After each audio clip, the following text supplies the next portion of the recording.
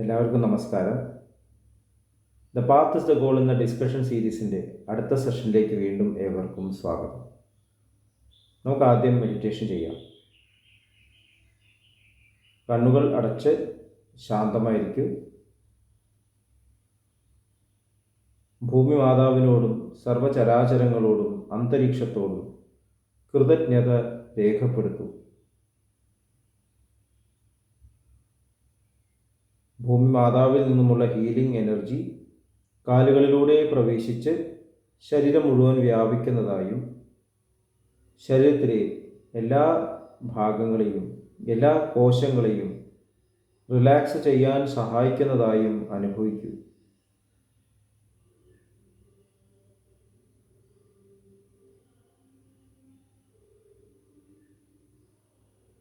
ഇപ്പോൾ ശരീരം പൂർണ്ണമായും റിലാക്സ്ഡായി. ഈ റിലാക്സേഷൻ ഹൃദയത്തിൽ അനുഭവിക്കൂ.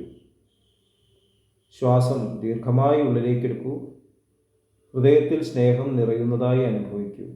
ശ്വാസം പുറത്തേക്ക് വിടുമ്പോൾ സ്നേഹം പ്രപഞ്ചം മുഴുവൻ വ്യാപിക്കുന്നതായും അനുഭവിക്കൂ.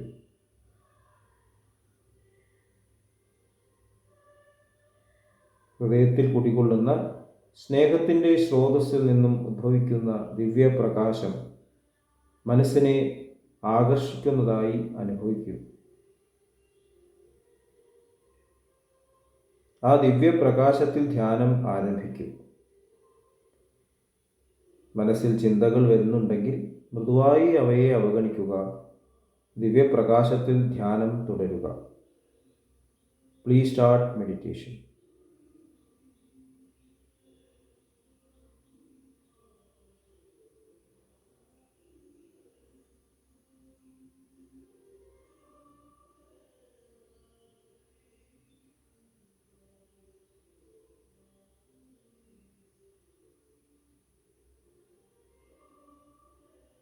ഓക്കെ, ആ കണ്ടീഷൻ ഹൃദയത്തിൽ നിലനിർത്തി പതുക്കെ കണ്ണുകൾ തുറക്കൂ. എല്ലാവരെയും വീണ്ടും ആർദ്രമായി ഹാർട്ട്ഫുൾനെസ് സഹജമാർഗ് മെഡിറ്റേഷൻ സിസ്റ്റത്തിലേക്ക് സ്വാഗതം ചെയ്യുന്നു. എങ്ങനെ ജോയിൻ ചെയ്യാം എന്നത് ഡിസ്ക്രിപ്ഷൻ ബോക്സിൽ കൊടുത്തിട്ടുണ്ട്. നമ്മൾ കൺസ്ട്രക്റ്റീവ് പ്രോഗ്രാം, അഹിംസ സിദ്ധാന്തത്തിൻ്റെ ഏറ്റവും പ്രധാനപ്പെട്ട ഘടകമാണ് കൺസ്ട്രക്റ്റീവ് പ്രോഗ്രാം. നമ്മുടെ ഉള്ളിൽ നമ്മൾ ഡെവലപ്പ് ചെയ്യുന്ന ഉയർന്ന ബോധ തലങ്ങൾ, അവിടെയാണ് യഥാർത്ഥത്തിലുള്ള കൺസ്ട്രക്ഷൻ നടക്കുന്നത്. പക്ഷെ അവിടെ ഈ കൺസ്ട്രക്ഷൻ, അതായത് സൃഷ്ടാവിൻ്റെ കൺസ്ട്രക്ഷൻ നമ്മുടെ ഉള്ളിൽ സംഭവിക്കുമ്പോൾ അത് പുറമേയും തീർച്ചയായിട്ടും മാനിഫെസ്റ്റ് ചെയ്യണം. ഒരു വിളക്ക് തിരി കൊളുത്തിയാൽ വെളിച്ചം നൽകണം. അല്ലെങ്കിൽ തിരി കത്തുന്നുണ്ട് പക്ഷെ വെളിച്ചം കാണുന്നില്ല, വിളക്ക് കത്താത്ത പോലെ തന്നെയാണ്. കുടത്തിൻ്റെ അടുത്തിൽ വെച്ച വിളക്ക് കെട്ടും കുറച്ച് കഴിഞ്ഞ്. മാനിഫെസ്റ്റേഷൻ ആണ് ഏറ്റവും ഇമ്പോർട്ടൻ്റ് ആയിട്ടുള്ള കാര്യം. അപ്പം അതിൽ ഏറ്റവും പ്രധാനപ്പെട്ട ഘടകമാണ് നമ്മുടെ സംഭാഷണം. അപ്പോൾ നമ്മൾ സഹജമാർഗത്തിൻ്റെ ആദ്യ ഗുരുവായിട്ടുള്ള ലാലാജി മഹാരാജ് നൽകിയിട്ടുള്ള പ്രിൻസിപ്പിൾസ് ഓഫ് കോൺവെർസേഷൻസ്, അത് നമ്മൾ ഡിസ്കസ് ചെയ്തുകൊണ്ടിരിക്കുകയാണ്. അപ്പോൾ നമ്മൾ എങ്ങനെയാണ് സംഭാഷണം നടത്തേണ്ടത്? അപ്പോൾ ആദ്യത്തെ 2 പാരഗ്രാഫ്സ് നമ്മൾ വായിച്ചതാണ്. രണ്ടാമത്തെ പാരഗ്രാഫ് ഒന്നുകൂടി വായിക്കാം. This is a philosophy that when the flow of conversation proceeds in conformity with reality, there develops a state of harmony between the two. Through that harmony, the divine way starts developing automatically. This results in effectiveness, as whatever is spoken goes on touching the hearts of others. In other words, a sort of relationship with the current of reality is established. When a relationship is created, effectiveness has to be there.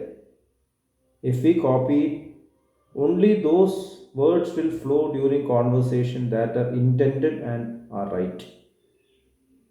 അപ്പോൾ നമ്മൾ ആദ്യം develop ചെയ്യേണ്ടത് ആ റിയാലിറ്റിയുമായിട്ടുള്ള കണക്ഷനാണ്. ആ റിയാലിറ്റിയുടെ സ്റ്റേറ്റിലേക്ക് നമ്മൾ connected ആവുകയാണെങ്കിൽ നമ്മുടെ സംഭാഷണവും അവിടെയുള്ള ഡിവൈൻ കറൻസുമായിട്ട് ഹാർമണി വന്നു ചേരും. അപ്പോൾ ആ ഹാർമണിയിലൂടെ ആ ഡിവൈനായിട്ടുള്ള ആ മാർഗം, ഡിവൈൻ വേ സ്റ്റാർട്ട്സ് ഡെവലപ്പിംഗ് ഓട്ടോമാറ്റിക്കലി. സഹജമായിട്ട് വളരും. സഹജമാർഗമാണ്. സഹജമായിട്ട് വളരാൻ നമ്മൾ കണക്ഷൻ എസ്റ്റാബ്ലിഷ് ചെയ്ത് സംഭാഷണം നടത്തുമ്പോൾ ഓട്ടോമാറ്റിക്കായിട്ട് ആ മാർഗം ഉള്ളിൽ തെളിഞ്ഞു വരുന്നതാണ്. അപ്പോൾ പുറമേക്കുള്ള നമ്മുടെ എക്സ്പ്രഷൻ ഉള്ളിലേക്കുള്ള നമ്മുടെ ഡെവലപ്മെൻറ്റിനെ സഹായിക്കും. രണ്ടും മാർഗവും തന്നെയാണ്.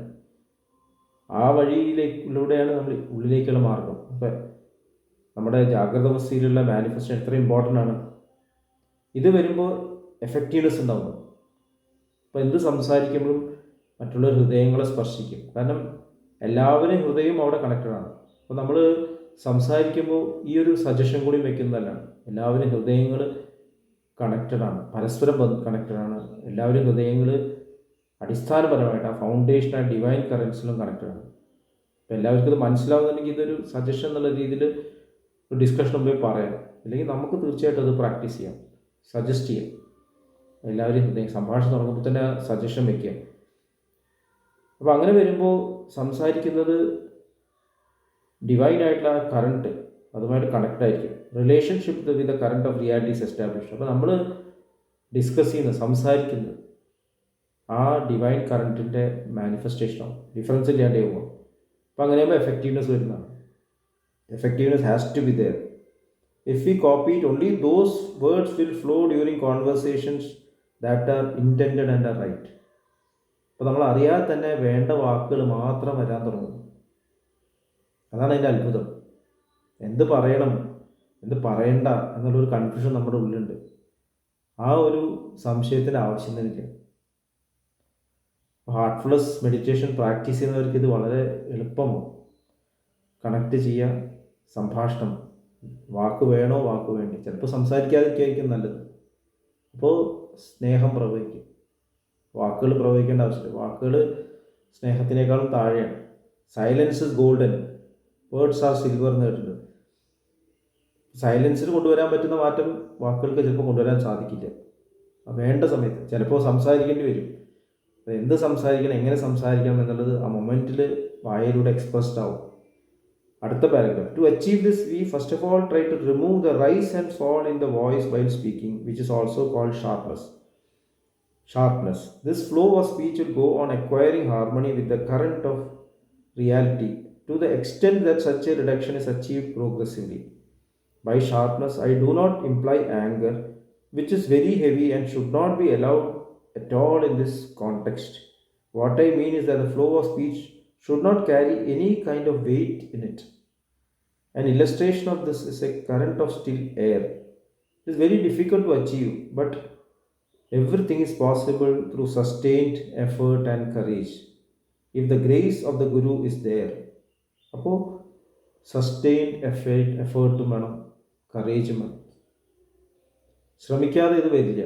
ഓട്ടോമാറ്റിക്കായിട്ട് ഇത് ഡെവലപ്പ് ചെയ്യും എന്ന് വിചാരിച്ചിട്ട് നമ്മൾ മെഡിറ്റേഷൻ മാത്രം പ്രാക്ടീസ് ചെയ്ത് സാധന മാത്രം ചെയ്തുകൊണ്ടിരുന്നൊരു കാര്യമില്ല. നമ്മൾ സംഭാഷണത്തിൽ സാധന കൊണ്ടുവരും. സാധകനാണ്. ഒരു സംഗീതം ആലപിക്കുന്ന ഒരാൾ സാധന ചെയ്യണം. എൻ്റെ മനസ്സിൽ സംഗീതം ഉണ്ട് എന്ന് പറഞ്ഞിട്ട് കാര്യമില്ല. പാടുമ്പോൾ സംഗീതം വരുന്നു, സംഗീതാത്മകത വരുന്നുണ്ടോ. അവിടെ rise and fall of pitch, rise and fall in voice. അപ്പോൾ ഇതിൻ്റെ അർത്ഥം എന്ന് പറഞ്ഞാൽ നമുക്ക് ഒരിക്കലും ഉറക്കെ സംസാരിക്കാൻ പാടില്ല എന്നാണോ? നമ്മൾ ഇൻട്രോസ്പെക്റ്റ് ചെയ്യേണ്ട കാര്യമാണ്. നമ്മൾ ശ്രദ്ധിച്ച് നോക്കിക്കഴിഞ്ഞാൽ പല ബോധതലങ്ങളുമുണ്ട്. ഓരോ ബോധതലത്തിലും ആ തലത്തിൻ്റെ ഫ്രീക്വൻസി ഉണ്ട്. നമ്മളുടെ സയൻസിൽ പറയുന്നുണ്ട്, നമ്മൾ കേൾക്കുന്ന ശബ്ദം, പിന്നെ സൂപ്പർസോണിക് സൗണ്ട്, അതിനേക്കാളും ഉയർന്ന ശബ്ദങ്ങൾ, കേൾക്കാൻ പറ്റാത്ത ഫ്രീക്വൻസീസ്. അപ്പോൾ അവിടെ വേവ് ലെങ്ത്തും കുറയുന്നു, അവിടുത്തെ പിച്ചും മാറുന്നു, നമുക്ക് കേൾക്കില്ല. ഏറ്റവും ഉയർന്ന സംഗീതങ്ങൾ ശ്രവിക്കാൻ സാധിക്കില്ല. അത് ഹൃദയത്തിലാണ് ഫീൽ ചെയ്യുന്നത്. അപ്പോൾ ഏതെങ്കിലും ഒരു സ്റ്റേജിൽ നമ്മുടെ സംഭാഷണം ആ ലെവൽ ഓഫ് കോൺഷ്യസ്നസ്സിന് അനുയോജ്യമായിരിക്കും എന്നാണ് മനസ്സിലാക്കേണ്ടത്. നമ്മൾ കുട്ടികളോട് സംസാരിക്കുന്ന പോലെ സംസാരിക്കുക. പ്രായമുള്ളവരോട് സംസാരിക്കുന്ന പോലെ സംസാരിക്കുക. ഇതിലൊക്കെ ഏറ്റവും ഇമ്പോർട്ടൻ്റ് കാര്യം ഉള്ളിലുള്ള ആ കണക്ഷനാണ്, കറണ്ടായിട്ടുള്ള കണക്ഷനാണ്. അപ്പോൾ ഇവിടെ നമ്മുടെ ഉള്ളിലുള്ള കണക്ഷൻ വരുമ്പോൾ അവിടെ ഓട്ടോമാറ്റിക്കായിട്ട് കമ്പാഷൻ വരും. കമ്പാഷൻ്റെ ഫ്ലോ ആണ് യഥാർത്ഥത്തിൽ ഈ കോൺവെർസേഷൻ. ഇപ്പോൾ കേൾക്കുന്ന വ്യക്തിക്ക്, അനുഭവിക്കുന്ന ആൾക്ക് ഈ കമ്പാഷൻ ചിലപ്പോൾ ഉപരിതലത്തിൽ അനുഭവപ്പെടുത്തുമെന്ന് വരില്ല എന്നാണ് തോന്നുന്നത്. വളരെ ഗ്രോസ് ആയിട്ടുള്ള വ്യക്തികളുണ്ട്,